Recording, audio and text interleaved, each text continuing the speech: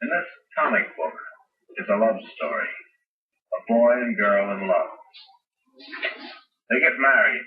After an offensively lurid description, illustrated, of course, the couple's wedding night, the book shows how the bride murders her husband by chopping his head off with an axe. This comic book describes a sexual aberration so shocking that I couldn't mention even the scientific terms on television. I think there ought to be a law against them. Tonight I'm going to show you why.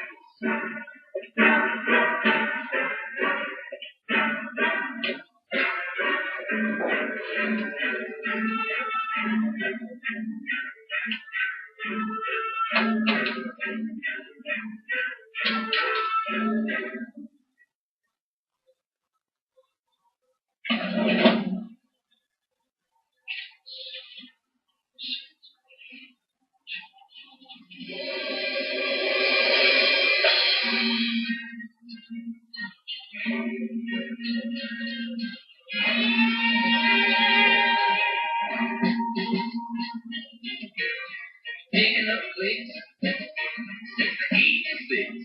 Digging my kicks, digging on the comments. Guess I'll still dig 'em when I'm 6'5". Digging my kicks, digging on the comments. I like to save 'em, and I like to trade 'em. I read 'em, I need 'em. I'm living every page. Every time I pass a comic book counter, can't help myself. I go into a rage.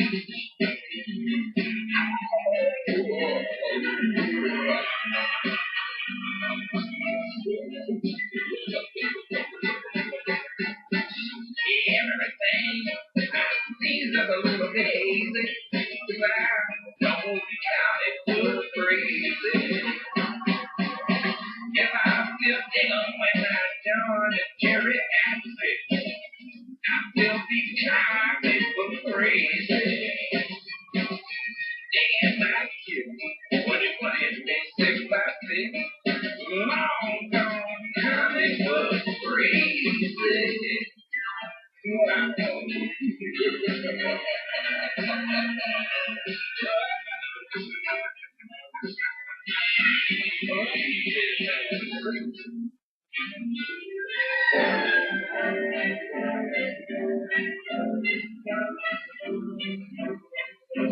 Sunday, my family. Sunday, my Sunday for me. Sunday, when I love me. My father conceived the idea of taking the Sunday pages, folding them over, and folding them once again, and ending up with something roughly the size of today's comic book. And one day, as the family legend goes, he conceived the idea of putting a 10-cent sticker on some of these and putting them on a newsstand. I was delighted to find that they sold out rather quickly.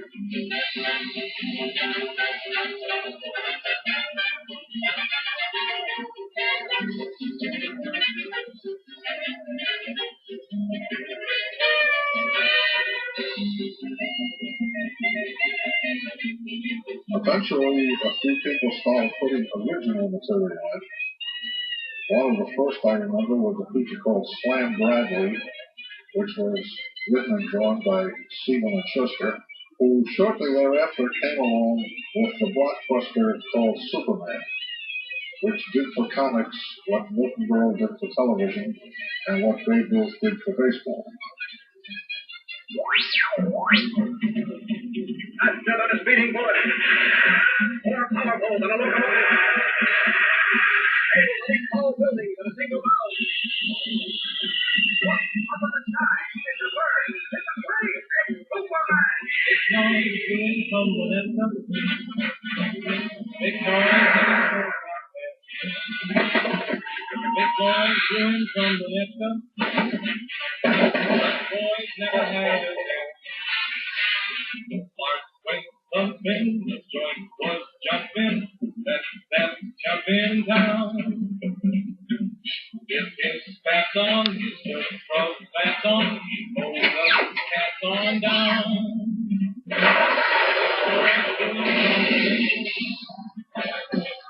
boys got a ball of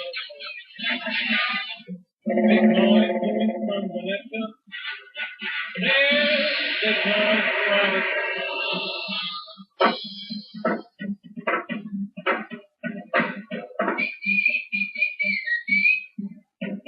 As an industry, it began to grow. And of course, as publishers began to see the numbers, a great deal of excitement developed, and they began publishing more and more. Now, this led to something else. What happened in the beginning was that the identity of the artist became submerged into the need to get this work out, and the characters that were created, like Superman and Batman, became the dominant product. Gradually, the skills of the artist became the trading coin, so to speak. And then along came strong, powerful artists like Jack Kirby, who went out and then began developing his own characters. I was given one small section of the entire comic book. That's all I was allowed to do, I remember. And it wasn't enough. I had to be the creative force behind the entire thing, and that wasn't possible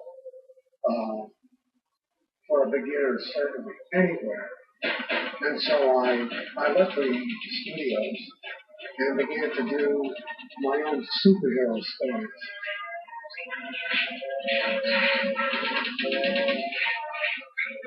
This is the Armed Forces Radio Service.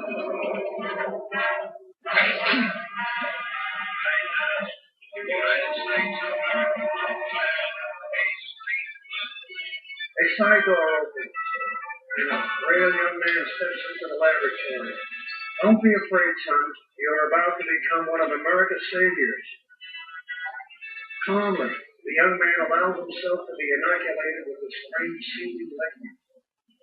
There, it is done. Now to watch the reaction. The people in the observation room gape in wonder at the scene before them. Look, he's changing. It works. It works. It is working. There's power surging through those growing muscles. Millions of cells forming at incredible speed. Behold, the crowning achievement of all my years of hard work. The first of a corps of super agents. This mental and physical ability will make them a terror to spies and saboteurs. We shall call you Captain America, son, because like you, America shall gain the strength and the will to safeguard our shores. I found a way to help the war effort by altering the times in the form of comic characters. I was saying what was on my mind, and I was extremely patriotic. Let's remember Pearl Harbor as we go to meet the foe. There wasn't any great conclave of cartoonists to fight the war, but all of us wanted to join. We also knew that we were up against an enemy of mighty proportions, so naturally we enlisted our superheroes. After all, who was better equipped to defeat Blitzkrieg's stupid and invincible Panzer armies but our superhero?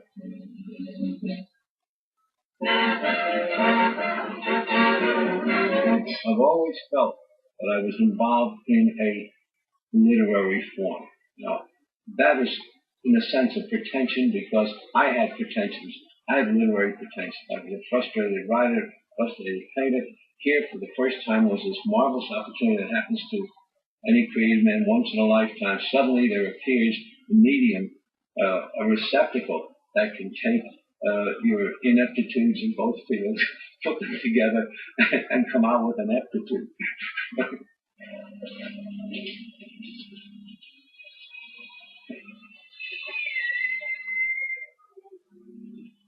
Oh! Spirit. In the 1940s, the Register Tribune Syndicate came to me and asked if I would produce a comic book for newspapers.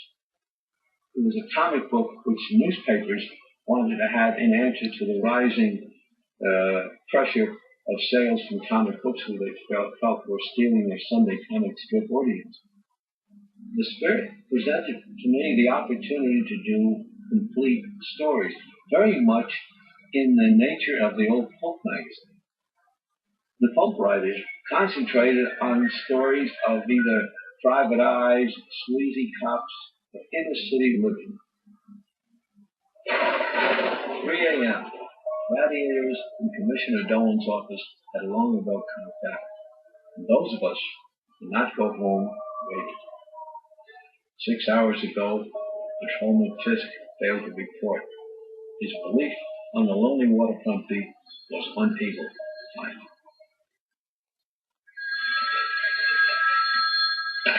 Hello, Dolan speaking. Yup, now, don't do anything else. I'm coming right over. Shot in the chest, slow breathing. Get him to the hospital. Scour every inch of this place. In a few hours, the tide will be back in, and there won't be a clue left. If there is a clue.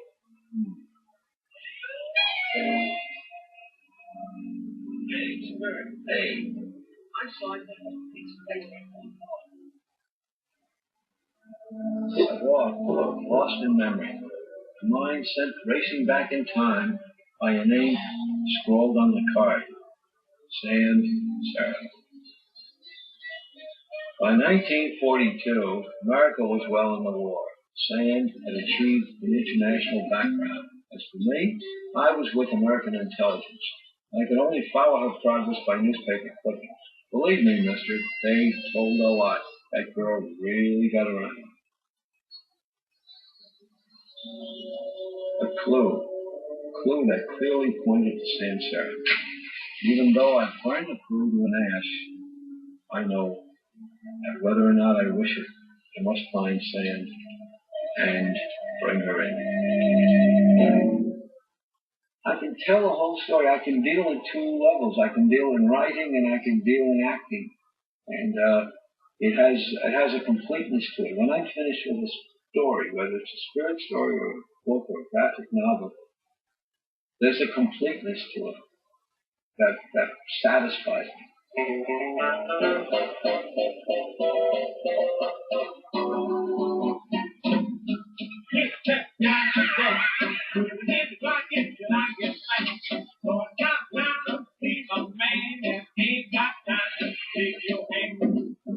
After the war, interest in superheroes began to take off.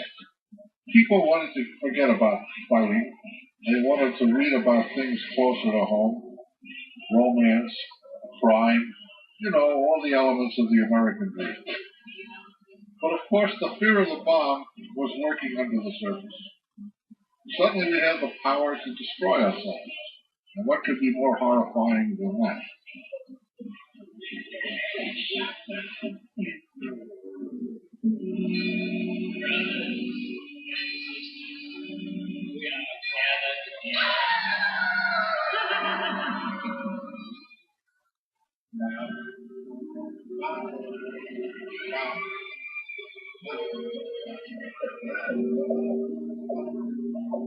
Nolan was doing horror comics when we came out when I was 3. Very quickly, I think there were 130. Of course, they didn't have the art and they didn't have the stories. But in all honesty, I can't say they were gorier than we were because we figured we could outgore anybody, and we did.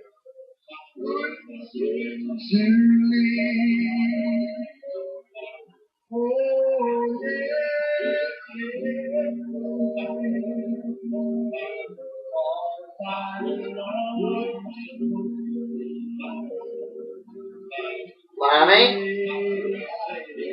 Has that been 15 minutes? Faustine and I did almost all the writing for 3 or 4 years.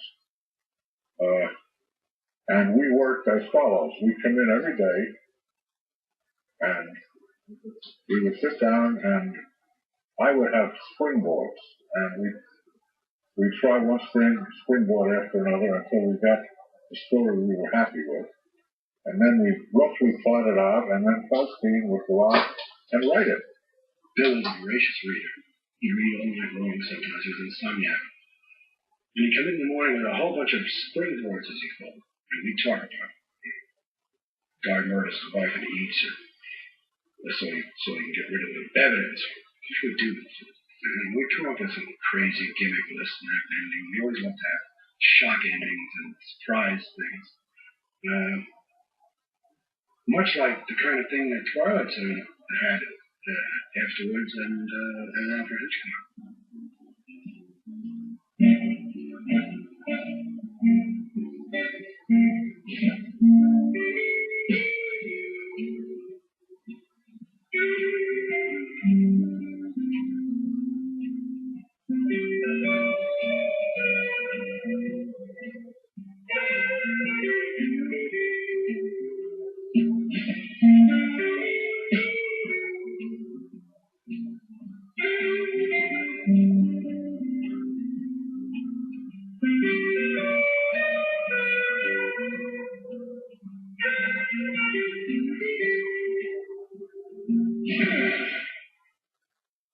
What we were doing really was writing up to our readers. I was aware, having come out of the service, that there was a great readership out there of older adults, not just teenagers, not just children, reading Fun of the Animal, but there were guys reading them in the barracks, and they were now back in civilian life, and they were still reading comics. Don't forget, this was before television really had its impact. We did get grosser and grosser, there's no question about it. But we were doing tongue-in-cheek horror stories. And they were starting to say things like, hey, this is ruining our kids, and they're going to become ghouls, vampires, and murderers, which is a lot of nonsense. These comic book covers that you are seeing here are a sample of what the children of the United States are reading today. 20 million copies of these comic books are pouring off the presses every single month. They're getting into the hands of children, and their contents match the covers. They're full of crime, terror, and horror.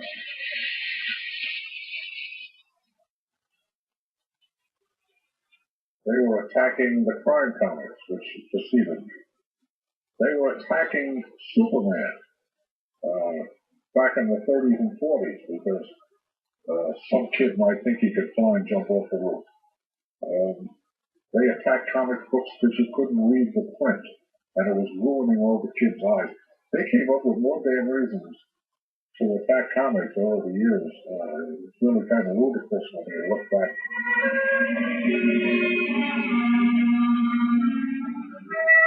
When I was a boy and played with the gang, we did a lot of things. We roasted potatoes, went on expeditions, we tipped over garbage cans now and then, we wrote nasty remarks about the teacher on the sidewalk. We never spent an afternoon sitting around like this, reading. What a wonderful thing this would be if they were reading something worthwhile, something that would stimulate their desires to build and to grow.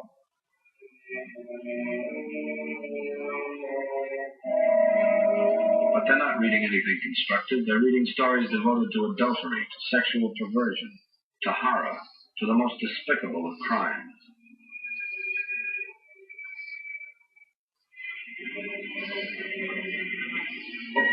A corpse that came to dinner.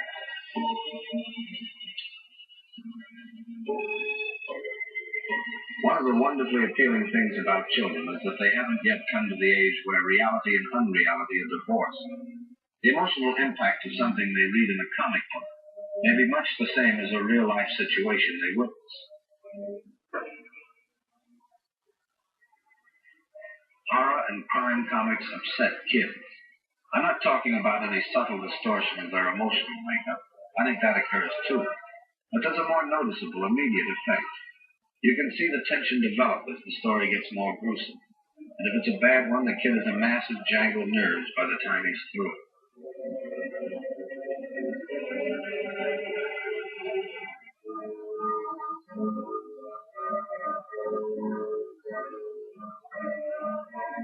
I try always to contact the most highly qualified experts on the subject, so let's talk to some experts on comic books. You want to give me your name, son? David Freeman. How old are you? 11. Tell me how comic books make you feel, Dave. Doesn't make me feel too good. A couple of times you gotta come for it too well. The real question is this: are comic books good or are they not good? If you want to raise a generation that is half stormtroopers and half cannon fodder with a dash of illiteracy, then comic books are good. In fact, they are perfect. Just a very short while ago, an 11-year-old boy committed a holdup in California and killed a woman of 42. When the police came to arrest this 11-year-old boy, his older brother, who's 20, said, if you want to know the cause of all this, here it is. It's these rotten comic books. Cut them out, and things like this would not happen. It is my opinion, without any reasonable doubt, and without any reservation, that comic books are an important contributing factor in many cases of juvenile delinquency. The Senate Subcommittee on Juvenile Delinquency had as a prime witness Wortham. Now, as soon as I heard this thing was formed, I asked for permission to appear. 2 decades ago, my late father was instrumental in starting the comic magazine. He edited the first year's issue of the first modern comic magazine, Famous Funny. Famous what? Funny. I was the first publisher in these United States to publish our comics. I'm responsible. I started. Some may not like it. That's a matter of personal taste. It would be just as difficult to explain the harmless thrill of a horror story without the worst, as it would be to explain the sublimity of love to a frigid old maid. What are we afraid of? Are we afraid of our own children? Do we forget to pay our citizens food and entitled to the essential freedom to read? Or do we think our children so evil, so vicious, so simple-minded, that it takes but a comic magazine story of murder to send them to murder, of robbery to send them to robbery?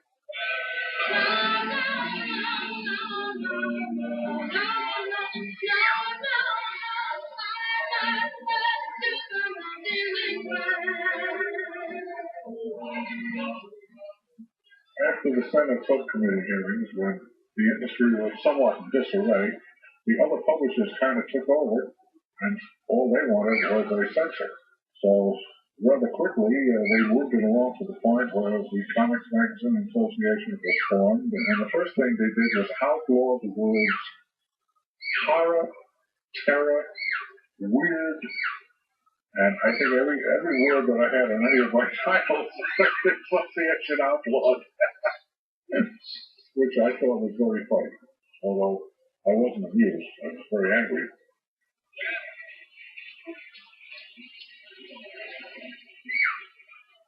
Since October 26th, when the code was adopted, many comic books have undergone sweeping revisions.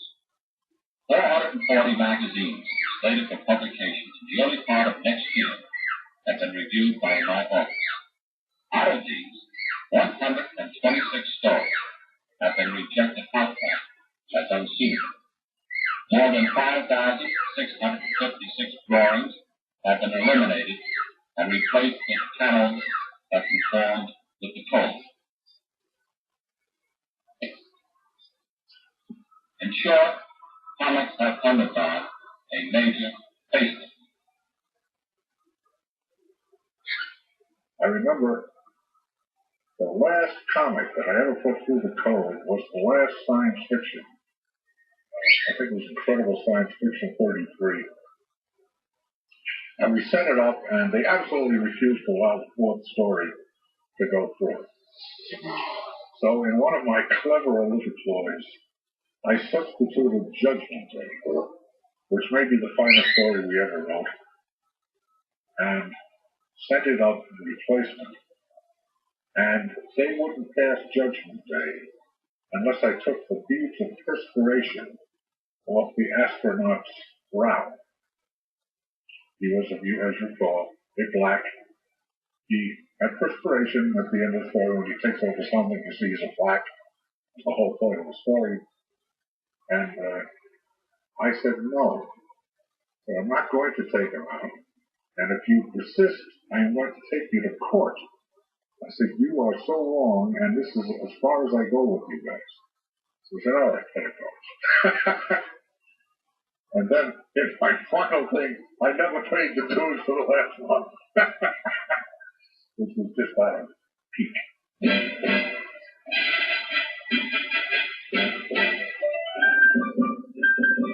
Out of the picture, out of the frame. And now when you see me, nothing to say. The code put anything that was good in comics out of business. It put a lot of things that weren't all that good out of business, but it had a real chilling effect on the art of the business. To me, a prerequisite to art is freedom, and it took away our freedom to say whatever we wanted to say, or write whatever we wanted to write, or draw what we wanted to draw. Out of the frame, out of the picture, out of the frame. I had done humor very easily as a kid in high school, so I asked Gaines to let me take a crack at the humor magazine. I went home and I locked up the format, and Gaines gave me the go-ahead.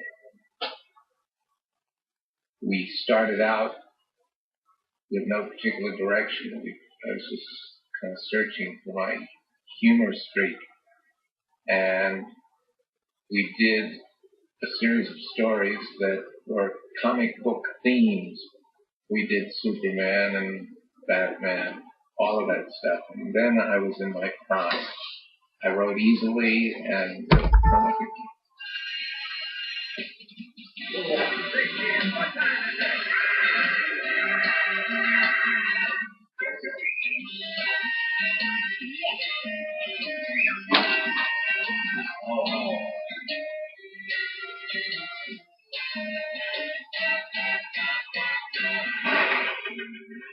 I think the best way to say it is Mad created the same crazy story that the Marx Brothers created in their day. We're all almost too old to know, to remember. Even I'm too old to remember. But when the Marx Brothers hit this country, at first they drove Broadway, and then they got into the films. And their first few films, cold stuff to his mouth. But at the time, no one had ever seen anything like that. And I think the early Mad Brothers had never seen anything like it. The kids were absurd. They just loved it. They made fun of everything that they let see made fun of. Mr. Chairman, point of order. Harvey even did the McCarthy